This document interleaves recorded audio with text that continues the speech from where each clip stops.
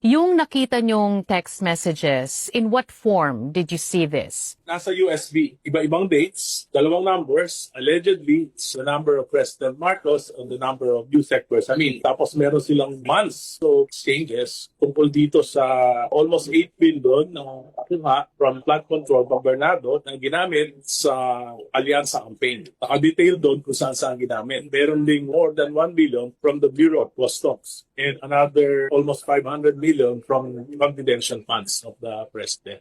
Yun yung nakadetail mo doon. Very detailed yung expenses, including payment for subfront. Dahil si Congressman Chanco, yung campaign manager, may payment doon that went through him, yung payment ng entertainer. Payment sa tulong sa mga alyansa senators. Yan lahat yan dumaan kay Congressman Toby Chanco. Pag kinausap ko nga si Toby, kinonfirm niya naman sa akin. Kaya lang, hindi niya raw alam saan galing yung pera.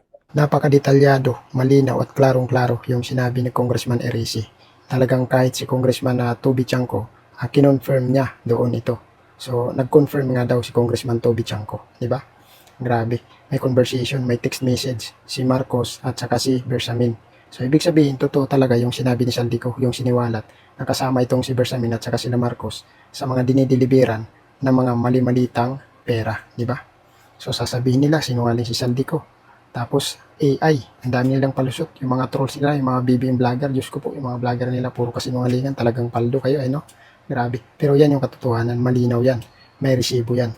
So, ibig sabihin, estado naman na yan. Yung mga ebidensya lang ayaw nilang paniwalaan kasi nga hawak nila yung batas. Pero alam na ng taong bayan niya kung sinong mastermind dyan sa nakawan sa kaban ng bayan. Biruin mo, sa lahat ng naging pangulo, naging presidente, ngayon lang nangyari kay Marcos yan. Yung sa loob ng 3 taon, simula 2022 hanggang 2025, 1.45 trillion yung inubos nila dyan sa mga kagaguhan nila, sa mga nakawan nila sa kaban ng bayan, di ba? Napakalinaw yan, may resibo yan. Mga kupal, mga buhaya.